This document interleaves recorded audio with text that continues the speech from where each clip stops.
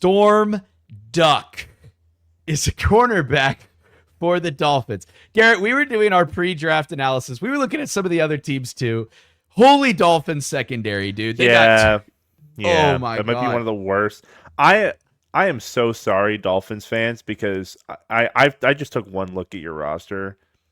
It's gonna be really bad. We were really laughing for like 15 minutes. We were just reading players. Like the Dolphins have like 10 Texas Longhorns, like 7 to 8 former Chiefs players that didn't make the team. Their starting safeties are Zane Anderson, the BYU safety that got cut, and Lonnie Johnson Jr., who didn't make the team. I'm sorry that those names had to be thrown out in the beginning of this wonderful episode to recap our beautiful draft, but I just had to say the Dolphins are taking for Arch Manning or whoever ends up being number one. Oh, it's like if they don't have the number one pick next year, I would be shocked.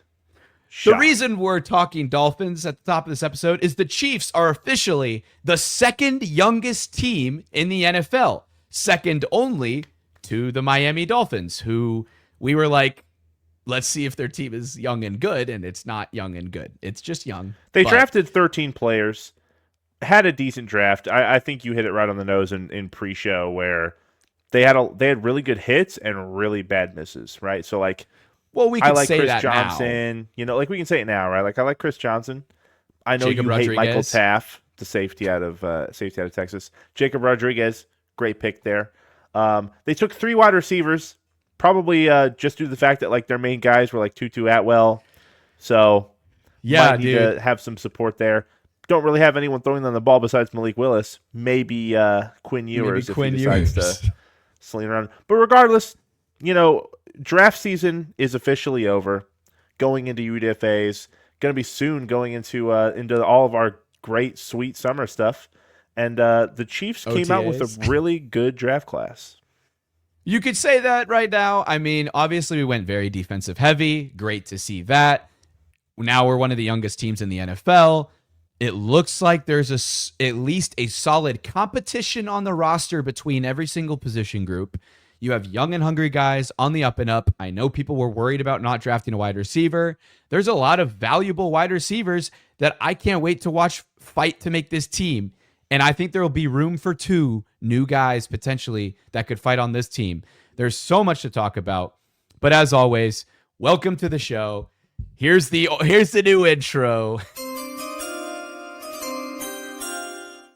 I think that's copyrighted. I don't think we can use that. Well, it's only under 3 seconds, so fair use maybe. But so if you guys didn't catch our draftathon, our live reactions were up. They're on YouTube if you want to rewatch a live stream. I don't know anybody sane enough to do that, but we had a great time with our live reactions to the draft. Garrett missed day 2, but that's okay. Unfortunately. We had some great picks, dude, including my Emmett Johnson guy on day 3. I could not be happier. But let's go over the draft real quick, Garrett. Overall, what's your grade? We've had some time to think about it on the live stream. We did initially grade, but now we sat back, digested, ate a couple. Let's throw it up. I mean, as a whole, right? I think we addressed a lot of positions in need, and I think we got players in spots that, you know, I feel like maybe 1 or 2 picks we kind of had to reach for, but you know, it's like we said during the draftathon. It's like when you have your guy, go out and get him, right? So overall, I'd probably give us an A. Like I've seen a lot of Chiefs fans and, you know, Chiefs media being like, oh, you know, this is like an A++ draft. I'm not going to go that crazy. In my eyes, we got the best corner in the draft in Monsieur Delane. Automatically fixes the need there after trading away, you know, our top guy and losing out on 2 more. And you could also argue we got the best D tackle in the draft as well in Peter Woods, depending on how you view those kind of things, right? I'd say probably the only pick we probably had to reach for was Jayden Kennedy. A lot of people had him going later. Obviously, when it comes to the draft, you know, there's all sorts of like different arguments and conversations going on that you could, you know, hey, maybe this guy's going to take him earlier than he thought. Obviously, we liked what we saw in him. I really trust the Chiefs' room when it comes to scouting DBs, as we've shown him before. Like, we can just really get great DBs at good value. And if they like Jayden Kennedy, which I had him mocked to us multiple times throughout the offseason, I think it's a great pick.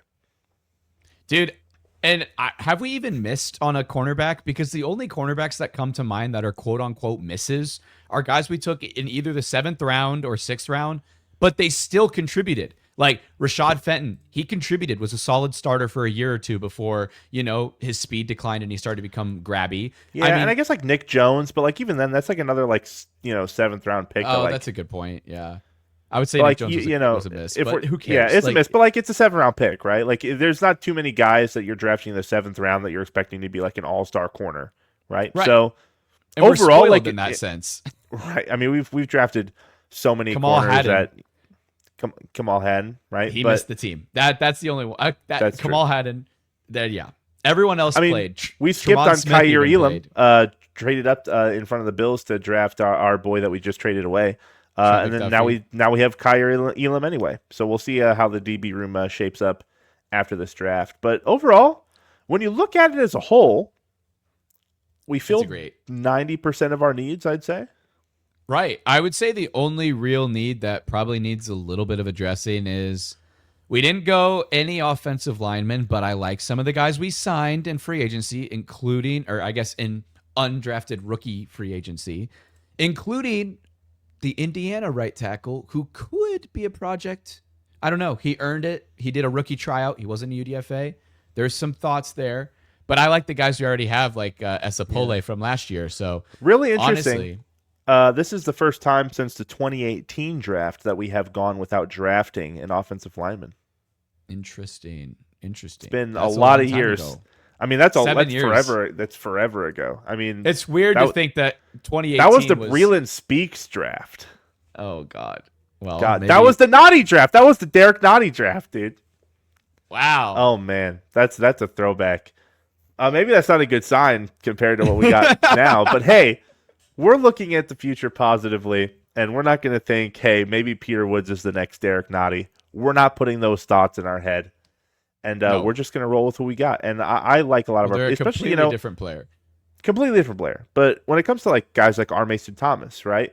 He brings like an additional, like I talked about before, like the reason I love David Bailey so much is that he is just that true guy you can line up in those like 2nd and long, 3rd and long. We know they're going to pass situations and just get at the quarterback. That's a similar skill set to R. Mason Thomas. Obviously, as of right now, to a lesser degree. But he fills that same role. Right. And we haven't even touched on my favorite draft pick based on bias, but Emmett Johnson, how in the hell? I didn't even think that we were in the market for another running back. Fell to round 5. And the Chiefs were just like, hell, this is a player that we have high on our board. Let's trade up for him and get a star player. Eric Bieniemy loves 2 running backs anyway. Dude, Kyle Monangai went later than Emmett Johnson last year, and Bieniemy got almost 1,000 yards out of him. He got like 900 and something total yards out of Kyle Monangai. This is an Emmett Johnson running back who I think could start on many teams in the NFL. He's going to be a 1-2 punch with Kenneth Walker, and maybe a 1-2-3 punch if you factor in either Amari DiMercado or Brashard Smith, depending on which of those two makes the roster. I know we have some UDFA running backs too that we brought in, like Emmett Johnson's son and Jadyn Ott, who a bum, but we don't need to talk about Jadyn Ott.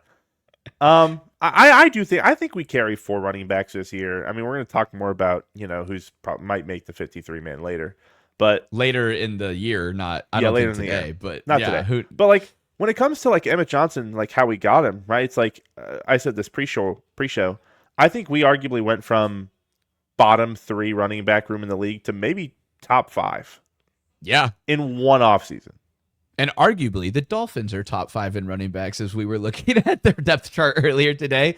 But yes, Garrett, I do think that this running back room has just completely overhauled, and that is the one part people are neglecting. They're like, oh man, we didn't go out and get a crazy wide receiver. We're not even talking about the wide receiver we took in the 5th round, who at first I had no idea who the hell that was. So I looked up some tape. I looked up some numbers. 13 touchdowns last year on only 600 receiving yards. This guy is a red zone demon. He is the Mecole Hardman, Kadarius Toney, Sky Moore, like baby man child, everybody combined into one player. He does all the speedy little end arounds. It's a horrifying image. It is a horrifying image, but understand that they play their role. They're not going to be a star wide receiver, but they're going to do a 5-yard zig route in the red zone and get a touchdown. They're going to do a nice little corner 15 yards out and get a touchdown like Mecole Hardman.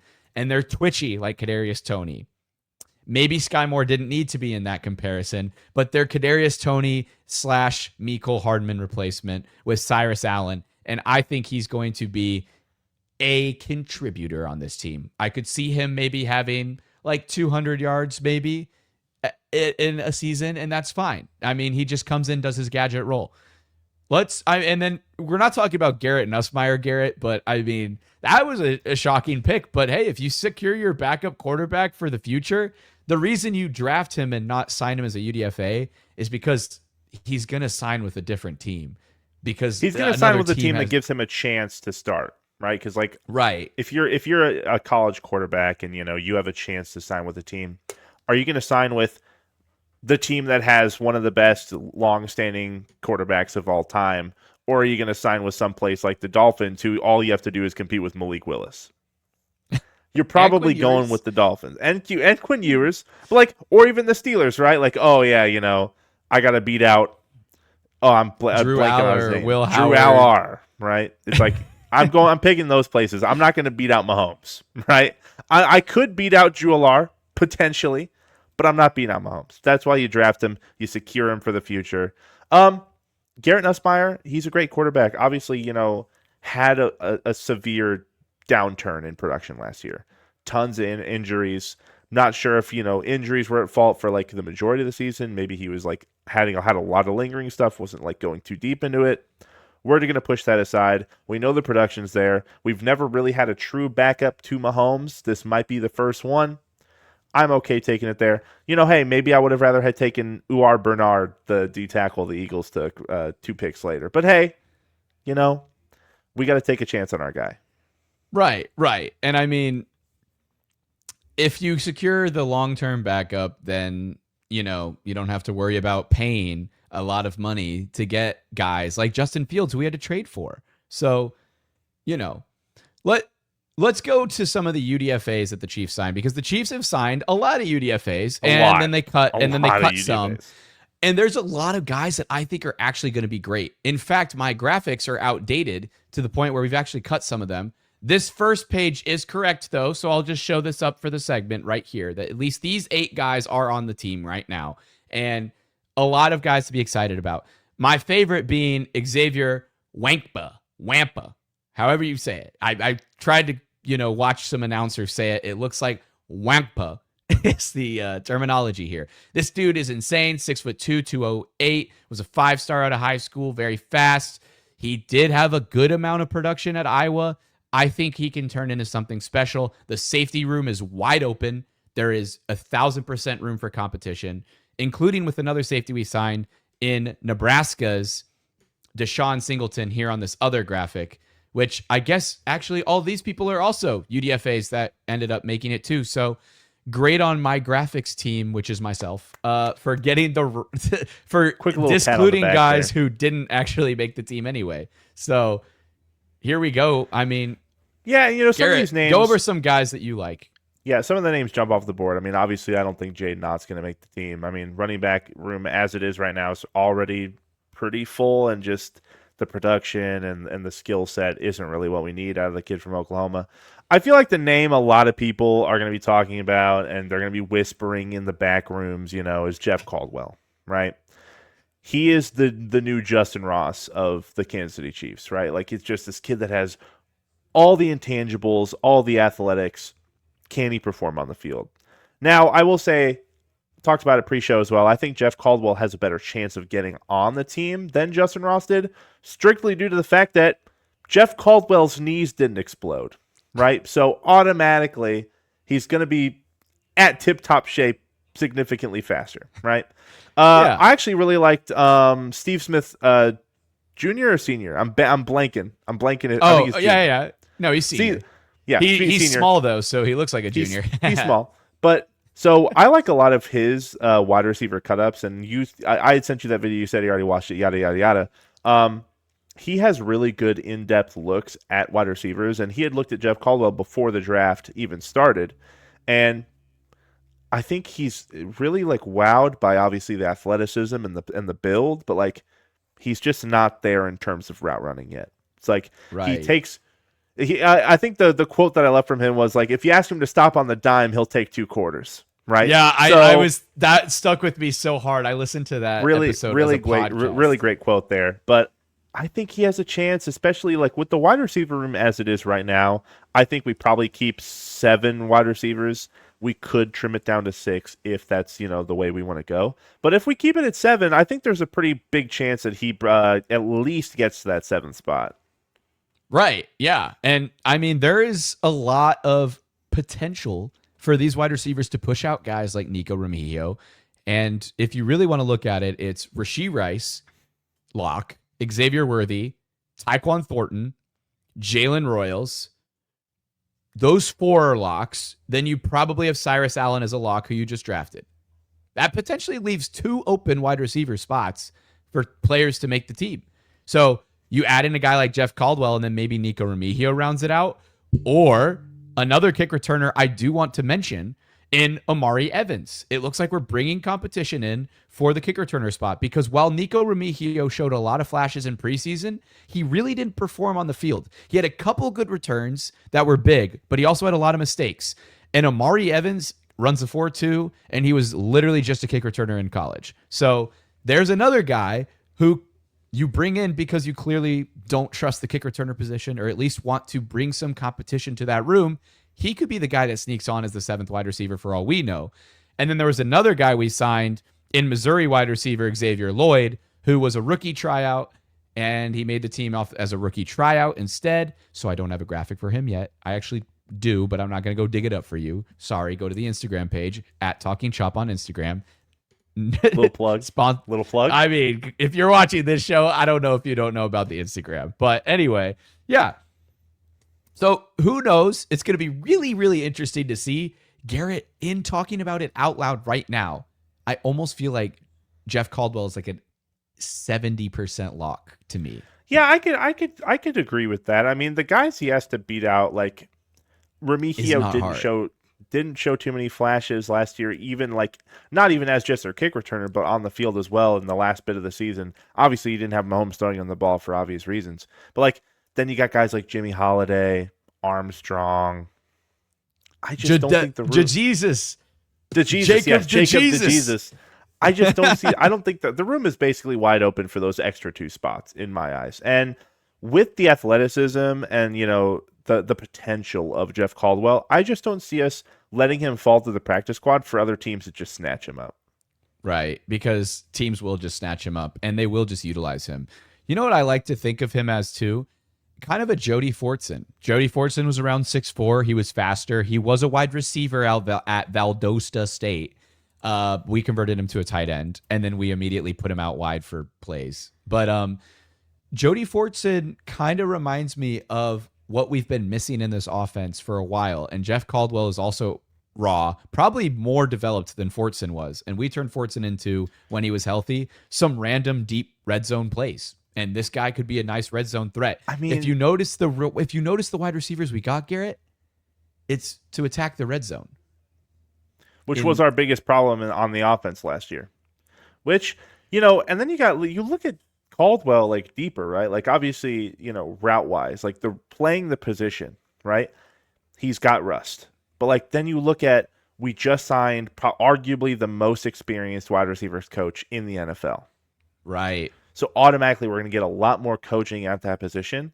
And with a guy that's 6'5", 220, ran a 4.3, has an almost 4-foot vertical, it's like you can't not look at the kid and be like, I want to root for this guy to be good, because if he can learn how to, really tighten down his routes and get on the field, that's a weapon. That is a weapon. Let's give some love to some of our other guys, though. Rockhurst alumni, John Michael Gyllenborg, which Garett said at the top of the show is a tight end as F name. That is the name. If you have a tight end, Gyllenborg, that's the name. 6'5", 250 pounds, Leawood, Kansas native. I'm rooting for him to make the team so hard. And newly friend of the show, I say, because he follows the Instagram, Gyllenborg follows the Instagram, Garrett. I don't think I told you that yet, but so hey, maybe we'll try to hit him up and see if he'll come on our little show here. But I'm rooting for him to make the team. Same thing with the receivers, right? It's like all he has to really do is beat out one of Brenning Stool or Jared Wiley, right? So it's I think he could beat out Wiley. I don't think Wiley's good, and I didn't think he was good since we drafted him. And I don't want to talk shit on players. I really don't. But obviously, we have to have some like takes or something. But I did not like the Jared Wiley pick when we got him. He wasn't a factor at Texas. He transferred to TCU. He was okay at TCU, and he just never has done very anything gadget for a player-esque. He just kind of had like those. He was like a chip release specialist. Like he'd have that like little baby chip off the end on like those 12 personnels, and he'd get like pretty good yardage just because defenses would leave him alone after a chip block. But like other than that, it's like he was okay. That's why I think Gyllenborg has a chance to beat him out. I agree. I mean, we're going down the list apparently. Also, that jersey would go hard, dude. Imagine a Gyllenborg jersey. Yeah, dude. Clean. We'll buy Gyllenborg. If you go on the show, we'll buy a Gyllenborg jersey. Although the last jersey I bought was a Mike Pennell jersey, so we need to be very careful about jerseys I buy because I keep cursing players. That curse is real, brother. Yeah, we're not as bad as associate producer Jackson's jersey curse. That man cannot buy the right jersey. I don't know. I think I might be doing him competitively because I also have Kadarius Toney and Isaiah Pacheco is now gone and DeAndre Hopkins. So I need to stop buying jerseys is what the real story is. Cole Brevard. He's a Texas Longhorn. It's just a big body. I mean, honestly, this reminds me of the Keandre Colburn signing because it's or draft pick, I guess. It's really just a big Texas rotational defensive tackle who came in to stuff the run, and that's about it. It's a big school guy, big body guy. Like he's going to be, helping out in the OTAs, and probably won't make the roster. Right, but he'll keep everybody fresh and sharpened, and he gives a new body type to go up against. Because 350 pounds, holy cow! I have no scouting analysis. Yeah, no idea who Zelmar Vedder is. I'm gonna be honest. I'm so sorry, Zelmar Vedder. You'd think we'd be better prepared and look into the 20 UDFAs that we signed, but like, dude, there's too many, and a lot of them aren't gonna make the team. And I'm rooting for you, Zelmar, because we need corners. And if you end up being a good corner, and I like that you have your heart sign up in the picture I chose of you, but I don't know anything about your game. Maybe I will next week. Who knows? I do know VJ Anthony, though, defensive end. That guy, also friend of the show, posted the picture of him that we posted on the Instagram. But, dude, I did a Duke rebuild in college football like 2 years ago when the game came out. And I somehow got bro to 98 speed by developing him naturally. And ever since then, I've been watching him play in real life because I wanted to see if he felt like fast. But he's actually listed at 6'6", 260 on the Chiefs website. So this guy, he's kind of that new build that we're going for. He's just a taller R. Mason Thomas kind of edge rusher. He had a lot of sacks for Duke, led the team with them, and he could fight for a roster spot in a defensive end room that is weak. I see him as a Malik Herring, where they make the practice squad first, and then maybe a year or two in the system of practice squatting, they might get elevated for a game or two or make the team. So rooting for VJ. He's just that pickup that Veach told Spags, I'm not drafting another ball swatting D end. I'm going for that build that we're switching it up on you, Spags. And then Spags went, I need one guy that has a lot of length. And then we pick up VJ Anthony and UDFAs. Now I will say, incredibly productive at Duke, led the team in tackles for loss in this season. So there is a lot of promise there. And he also leans more towards that build that we talked about earlier. It's like we're really just focusing on what was our biggest problem on defense last year. Yeah, exactly. 3rd and 10s, like those obvious passing situations where we need to get home. VJ Anthony is one of those guys that he just know. I mean, he might not be great, stuffing the run or helping in the fits, right? But he can get home. And that's really all we're looking for right now. And I love it. I mean, these UDFAs got me way more excited than last year's UDFA class. And last year's UDFA class got us excited. And if you want some credit, we said Esapole was going to be good way before he didn't make the team, by the way. He went to the Jets first and then came back. But we said Esapole was going to be good. So we've tended to get excited about the right guys. And obviously it sounds like we're excited about damn near every guy on this UDFA team, but that's just how excited except this for roster Jadyn is. Ott, Cold Brevard. Well, and Zelmar, Vedder, but we don't know. Which, like, we could be excited if we look into him, but you never know. Right. Going down the list, I mean, these are guys that I know less about. We have heard good things about Pete Nygra out of Louisville. There's some people who think he could make a push for an interior offensive lineman. If we recall, we didn't draft one and we didn't sign one. So someone there's really only one of those spots open right now. Like, no one's gonna, take the place of like Norzard or Caliendo. Probably is Hansen gonna make it? Hansen. I still like Hansen's chances just because he's already been in the system. He's shown promise. I mean, I think he could slide in there for like that one extra spot, but like I just don't really see too many like chances. Like how we talked about Jeff Caldwell having like a 70% chance, I'd give him like a 30, 35. Right. Then we also signed 6'5", 310 Josh Thompson out of LSU, mostly a guard, but he can play all over. I'm going to run down the list, Garrett, at this point of some of these guys. I do want to talk a little bit about Deshon Singleton, the 6'3 safety out of Nebraska, one of the teams that I have a very close allegiance to due to my father, who was a Husker. I liked a lot of his game in college. I think he and Xavier Nwankpa out of Iowa will be the ones to push. It's either going to be one or the other, I think. And I think the other is going to make the practice squad, but one of them is going to make the 53 roster, in my opinion. That safety room, both of those guys were borderline about to get drafted, and we got both. So I couldn't be happier there. I actually skipped over a guy who I think is going to make the roster, which is actually crazy. Wesley Bissainthe. He was put on to me by a viewer named Danny Trammell. He said that this guy was a beast. I looked into him because I had no interest in looking into him until I was told to look into him. This guy actually has a very high chance of making the roster, especially if you look at the number he was assigned. It's a number that isn't a double number. Usually if a player is assigned a double number, they have a less likelihood of making the roster because the team is like, this is a camp body. So he has his brand new number.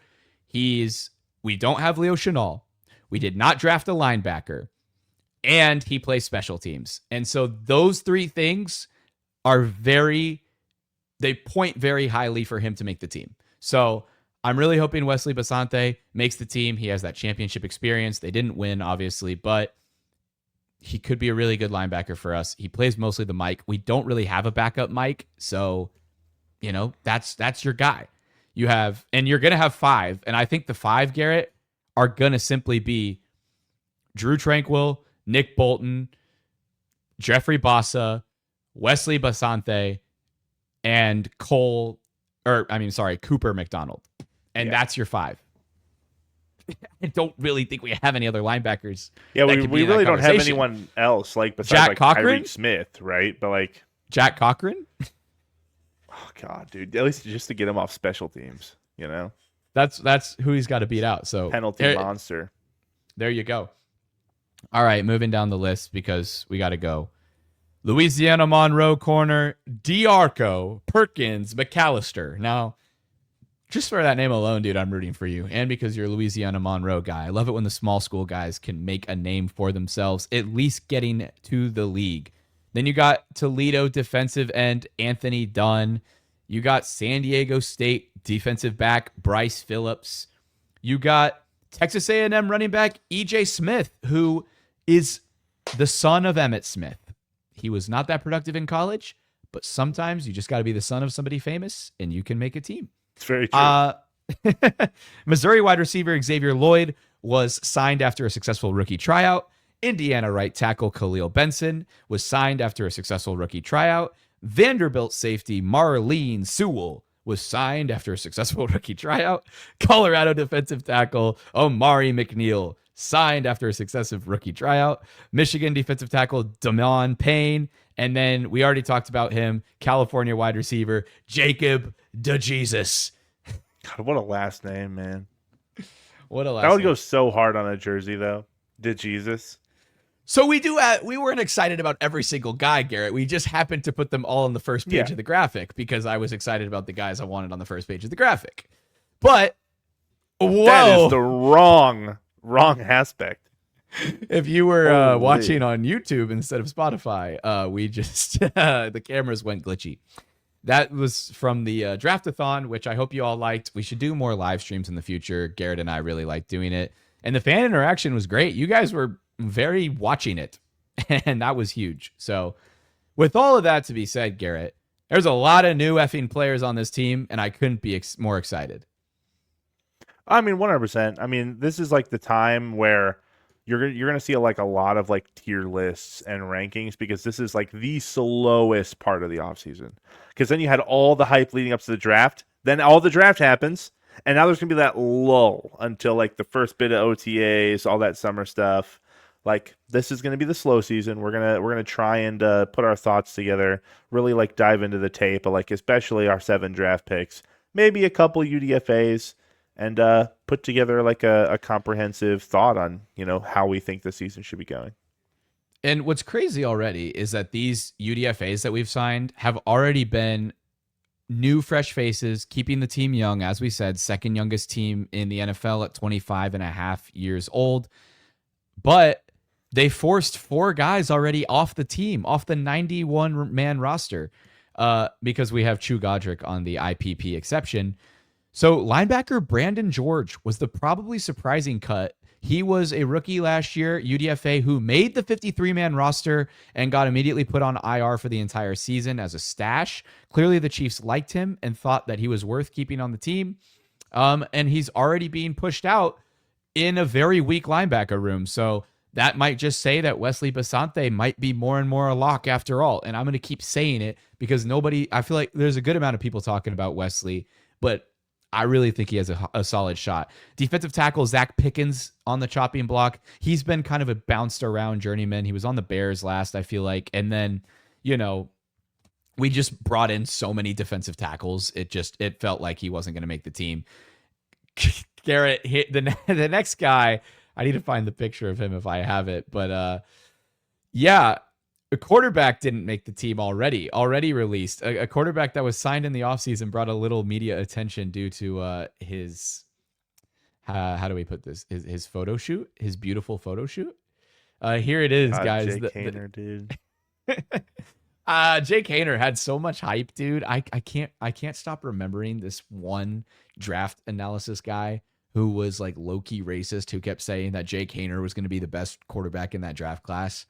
And now he is, unfortunately, not on a team. So, yeah, that's that. Jake Haener was also released. And then the Iowa defensive end, Ethan Herkett, who we signed as a UDFA, already cut after minicamp. Not a real good sign for Ethan. Maybe that just goes to show we brought in a lot of good defensive ends. So, well, Garrett, I think we finally finished the freaking roster news. Unless you really want to talk about... Hey, when it comes to roster news, when's the best time to talk about it? After the draft, baby.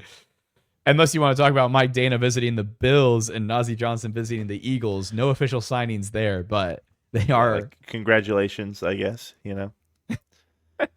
Just finally, I think it's good because we're getting a lot of fresh blood in both the player base and the coaching staff, which is, I think, much needed.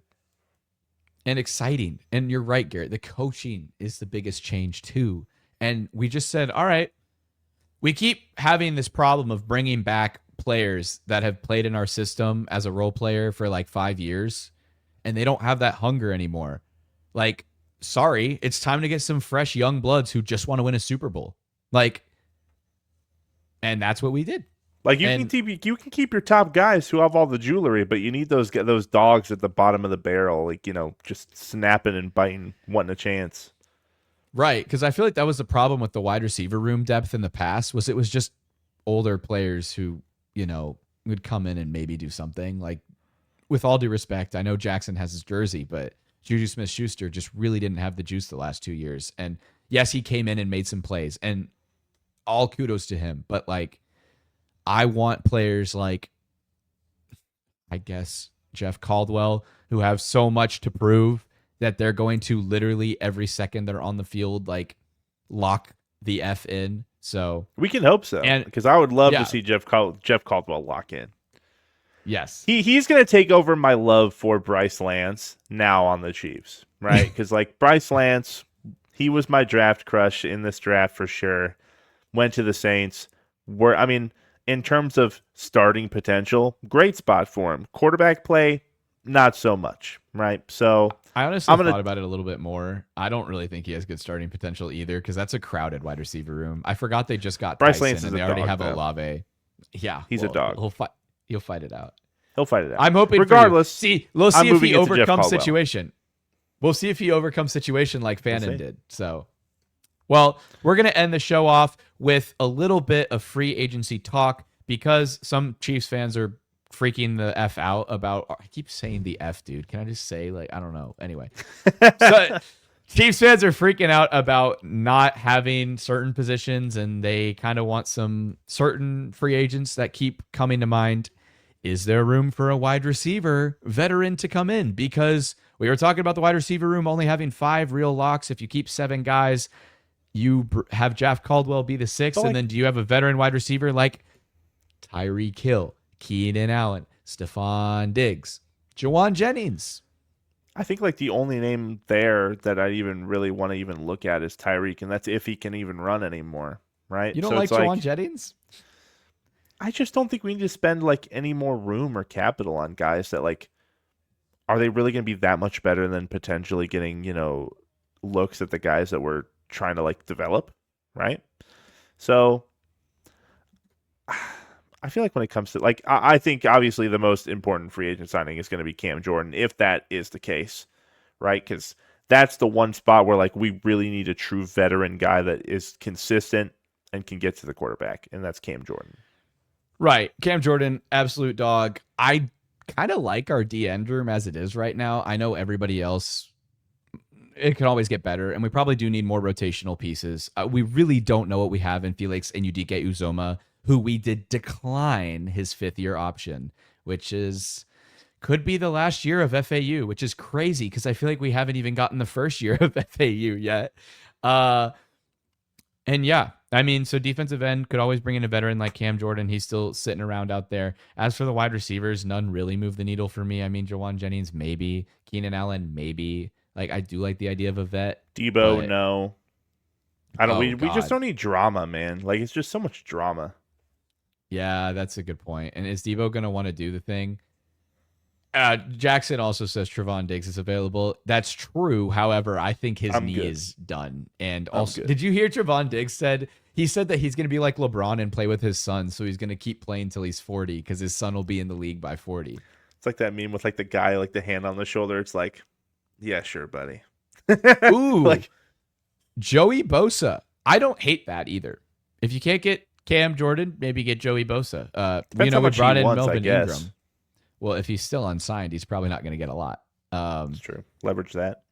Kenny Moore, the Colts cut a slot corner today, and he's been an all-pro before, but we kind of addressed that position already in the draft. Yeah, I was about to say classic Beach, bring in like a previous all-pro or like first-round pick that like nobody wants anymore.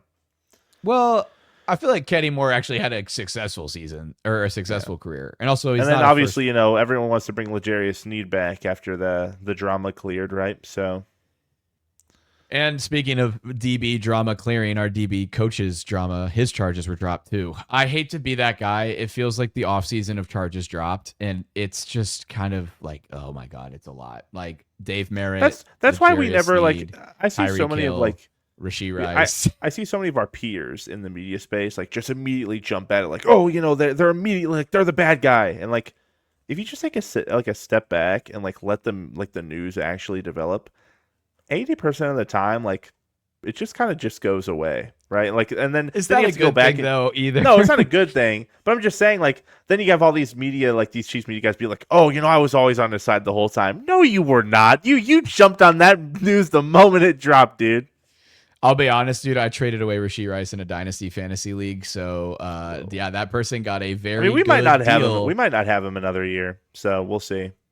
Yeah, that's a good point, and that's not due to anything off the field. That's due to the expensive contract and the fact he said he wants Amon-Ra St. Brown money. I'm like, no, he wanted JSN money. Oh, JSN money. Yeah, that's even worse. Yeah, nah, bro. Yeah. We're good. It's like LeBron, we're good. Ben Simmons is here. We're good. Jackson Smith and Jigba, we're good. Rashee Rice is here. Rashee Rice is here. Yeah, well, oh man.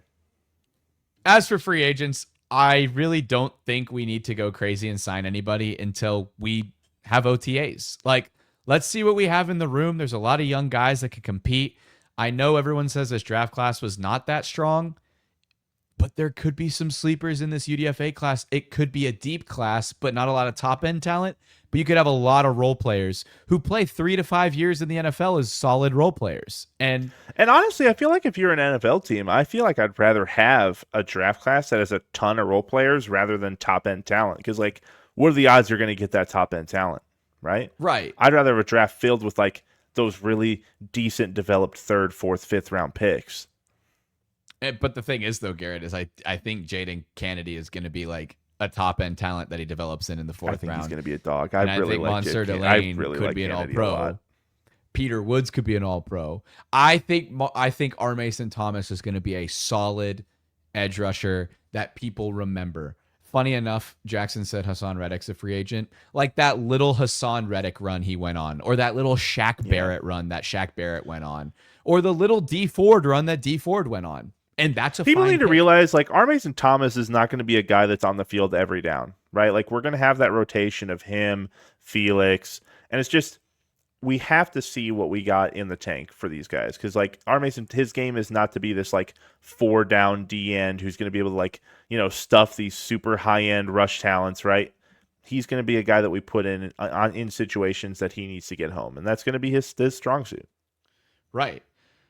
Honestly, what I'm wondering is how much is Felix Anudike-Uzomah making this year? Because it's the last year of his first-round rookie contract, and we declined his 5th year as well, right?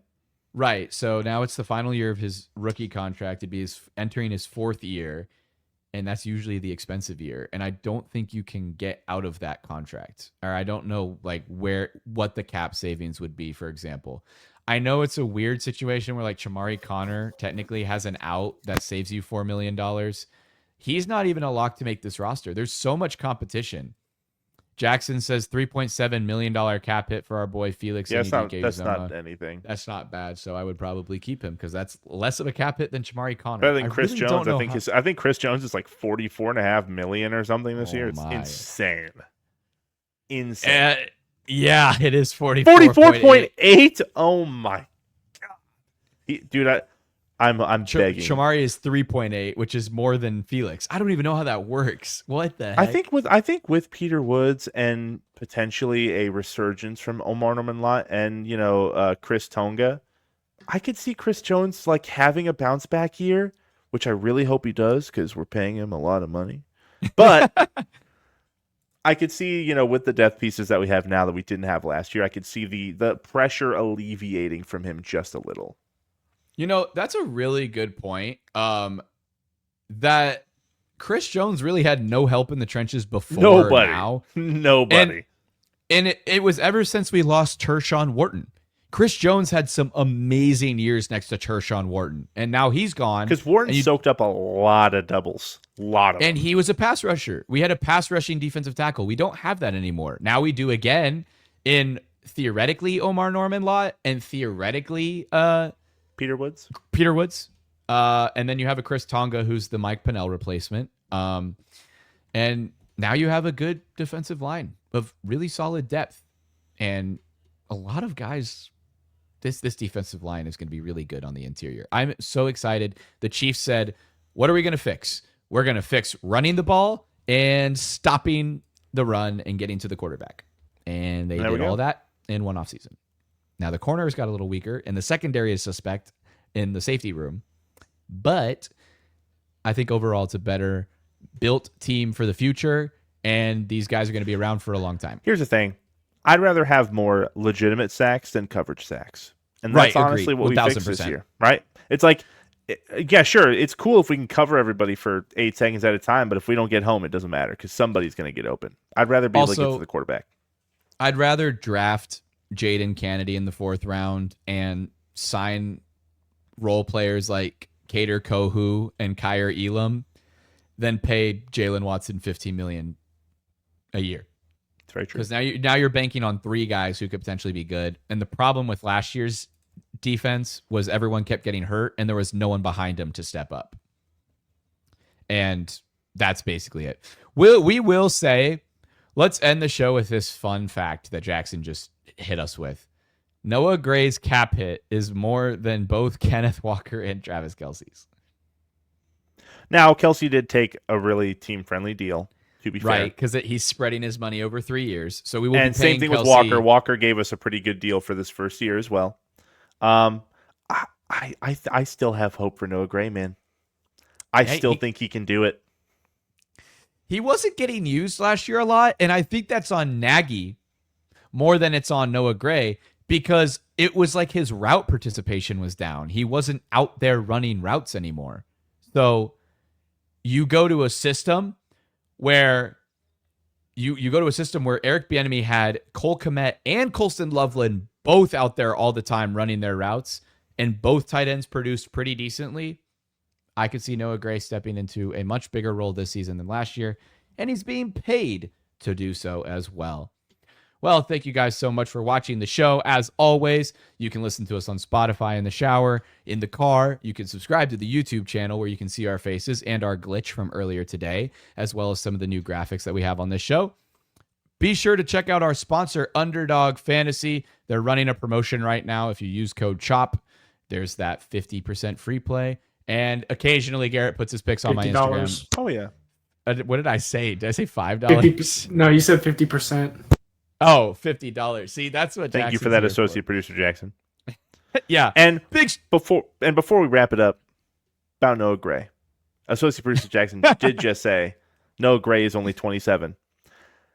Travis Kelce's first All-Pro season was when he was 27. Wow. Okay, Noah Gray is gonna be a Pro Bowler next year. Let's go, All-Pro. So, without further ado, that's another episode of Talkin Chop. We're going to be back every Thursday now because our work schedule's changed and we did the draft on Thursday. It just fits better. Thank you guys so much for watching. And as always, we're just talking chop. See you in the next video.